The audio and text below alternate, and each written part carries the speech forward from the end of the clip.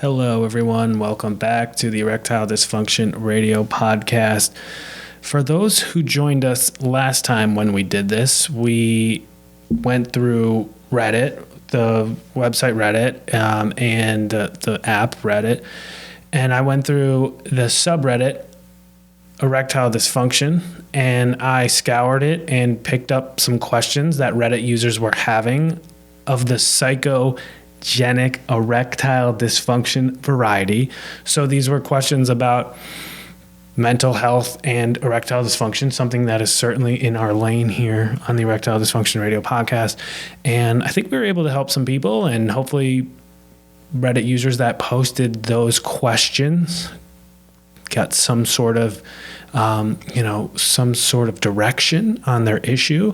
So again, we're going to do it a part 2 today, and we're going to cover some more questions. Mark, I know you always like, and again, if you're not familiar with what Reddit is, I'll link to the first episode in this podcast that we did, so you can go back and kind of read about what Reddit is if you're unfamiliar with it.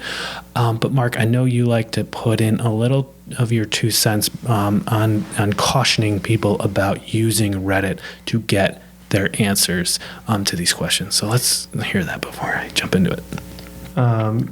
So I know that we're going to be answering questions that are coming off of Reddit, but Reddit is an open forum, if I understand correctly, and there are no qualifications necessary for the people who are weighing in and answering those questions. Some of it inevitably will be accurate. A lot of it will not be. So just because we are utilizing Reddit to try to help answer some of these questions does not mean that we are encouraging our listeners to look through the answers and hope that what they find there is going to be effective. So please just be cautious if you're going to use Reddit for information searching. And the way that Reddit works is a user will post a headline to their question, and then there will be a body paragraph of that question. So I'm going to go ahead and read the headline to our first question that we're featuring here today. The headline was "Snowballing Performance Anxiety, What Do I Do?" And the question is, had an off day about 2 months ago and I went limp, and things are just getting out of hand now. I get very bad anxiety every time my girlfriend tries to have sex now because I can't get the thought of don't go soft, don't go soft. I can't get that out of my head, which inevitably makes me go soft, and it's just snowballing out of control now. Mark, what would you do to help this Reddit user out? So again, I'm assuming that this Reddit user is able to gain an erection on his own, and that this is limited to a partnered setting. Correct, and they do indicate that they are. Well, I'm not 100% correct on that. Again, we don't know everything, obviously, about this individual, but one thing we do know is they're 27 years old. 27 years old, so it is unlikely that there is some major underlying issue, although we encourage everybody to get checked out just to make sure that there's not a physical component. So assuming that this user is experiencing a progressive performance anxiety. So one of the things that I talk about with the people that I work with is performance anxiety can begin to roll into what I call anticipatory anxiety. Mm-hmm. So men will initially experience a loss of erection. In this gentleman's case, he's 27 years old. He said he had an off day. It's going to happen. It happens every so often. He began to think about this, though, and started developing performance anxiety, and now he talks about things getting out of control with his thinking, which kind of leads me in the direction of he potentially has anticipatory anxiety, which is as his girlfriend comes forward and tries to even initiate sexual activity, he's already getting nervous. This is oftentimes, he calls it snowballing. That cascade of thoughts would really indicate that he is experiencing anticipatory anxiety. Mm-hmm. I would assume that he has lost touch with pleasure in a partnered setting. I would love to know what pleasure looked like prior to all of this happening. Was that on his radar? A lot of times for younger men, they don't really pay attention to the pleasurable components. Those just kind of seem automatic or axiomatic to a sexual encounter, and they don't really pay attention to that, and subsequently they don't know how to utilize that when they need it. Okay. So I kind of wonder about that. Like, does he know what he liked previously in a partner setting? Because now it sounds like the only thing he knows is he just doesn't want things to go soft. Don't hear a lot of, like, he says he wants to get back to normal. I assume that was pleasurable, but I think what he means by normal here is not having to go through loss of erection and this anxiety process. I think because he's young, a therapy process to address the cognitive process or the thoughts that are going on would be effective, and he probably could do that in a short period of time to help things get back on track. He probably needs a couple wins, so to speak, or a couple experiences where things go better to help kind of solidify getting back on the right track. But that's exactly the cascade that he's describing, is right now things are cascading in the negative. He would have to try to help himself get toward cascading on the positive. The other piece that this user mentioned was the impact that it's having on his relationship. This is a common occurrence that I hear about. Something we would need to clarify, though, is what the impact actually is on the relationship versus his reactivity to the erections. More often than not, what I find is that for younger men who are experiencing some of the erectile dysfunction, the partners are far more concerned about how this impacts the man with erectile dysfunction and are far less concerned with the actual erectile dysfunction. Many of them can recognize that this is just anxiety, and if their partner would just relax, it would be fine. So when he talks about this is slowly hurting the relationship, I think we need to know more about, like, what does that mean? Is the partner getting frustrated, or is the partner just frustrated with him and his reactivity? One of the unfortunate things about the anxiety cascade that this man is describing is it becomes preoccupying. And so many of the things that were working in the relationship and in the sexual relationship previously are just not being paid attention to. And many of those don't even require an erection. So oftentimes what I see is the preoccupation that a man has with the importance of the erection actually is what gets in the way of the relationship being able to be a part of a solution for this, and for the relationship to get what it needs to get through this kind of process. All right. Well, moving along, the next question that I have, I'm going to pose to Mark. The headline that the Reddit user said is porn-induced erectile dysfunction the most common one for men under 50? I assume since high-speed internet became widespread, every male is getting it or will get it. What do you think about that question? So, to me, that question is, I want to say silly, but it's problematic on multiple levels. Okay.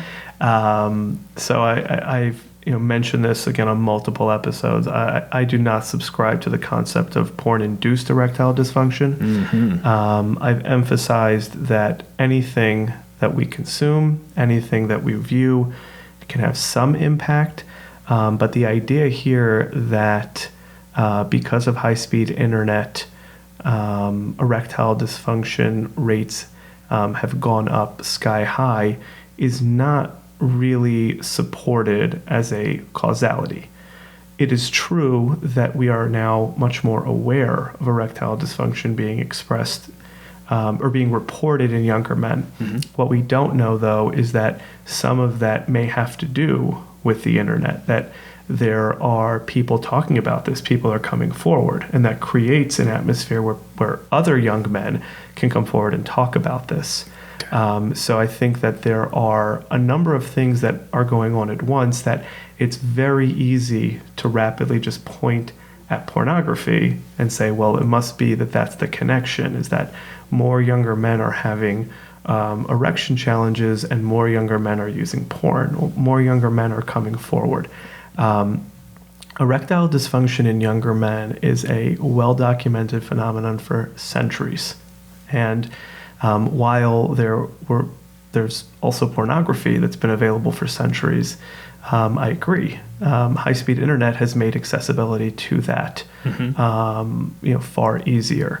That being said, there are a high percentage of men who use porn without any noticeable impact on erections. Hard stop. So the idea that porn will cause erectile dysfunction in every single man who uses it, I think, is a total fallacy and is not a good representation of how this works at all. Question number 3. The headline is ED at 35 years old and looking for some answers. So this individual writes, I'm a 35-year-old man who seems to be suffering from some erectile dysfunction that has gradually progressed over the past year. It's gotten so bad to the point where sexual stimuli no longer arouses me. That being said, my wife is about to give birth, and we haven't even tried to have sex in like 3 months, so I really don't know if I'd be able to get it up with her right now. He says, I was able to the last time we did it, but I know porn no longer works for me at all, meaning no longer makes him erect is what I'm guessing. I just sit there and nothing happens. I'm wondering what to do. I know it's pretty complicated. And I will say before, Mark, you enter this, we have recorded an episode about erectile dysfunction and pregnancy. So I can link to that as well for people that haven't heard that episode. It could be useful to this individual who is asking this question. But where would you start with this gentleman? So first and foremost, I think this gentleman needs to be seen. There's no by a urologist. There's no indication here that he has done that. I think he's jumped to the conclusion that this is not a physical problem because it seems like solo activity is just as challenging as partnered sexual activity. First thing I would recommend is he needs to see a medical professional and rule out some kind of underlying cause.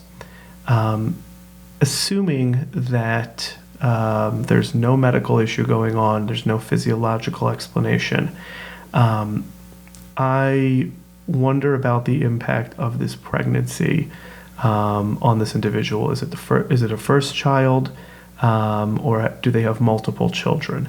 It's a big life transition, and I think we spoke about this on previous podcast. Is he experiencing any depression? What does general mental health look like? Has his partner lost interest in him due to the pregnancy or due to other issues going on in their lives? So I think there's a number of factors that we have to look at. Now, of course, going off the previous question, I'm sure some readers are going to look at this and say, porn no longer works. It must be porn-induced erectile dysfunction. However, I I've shared previously, and I'll say it again, I don't subscribe to that. To me, that's just an indicator that something in this gentleman's mind is just not receptive to stimuli. And I would be very curious what has progressed over the past year or so, aside from his wife being just about ready to give birth. I'd be much more curious about the process leading up to that pregnancy, the decision to have a child. Was he on board with that? These would be some of the areas that I think are worthwhile to explore. It's not uncommon that the decision to have a child is a very contentious one, whether that's child number 1 or child number 6 or whatever it might be. And sex is the most common way that people do get pregnant outside of a specific medical intervention. So there is an association that people make between sexual activity and if they are not so interested in having a child, or they're nervous about it, or they have mixed emotions, it is possible that the process leading up to that decision, as well as the pregnancy, can have a generally negative impact on libido. So there'd be a number of areas I'd want to explore with this gentleman. Porn would not be the top of the list, though.